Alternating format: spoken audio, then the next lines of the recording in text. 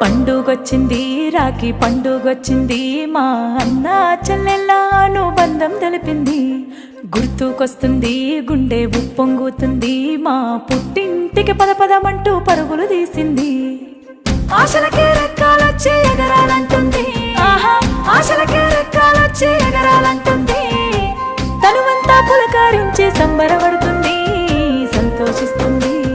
పండుగొచ్చింది రాఖీ పండుగొచ్చింది మా అన్న చెల్లెళ్ళ అనుబంధం తెలిపింది.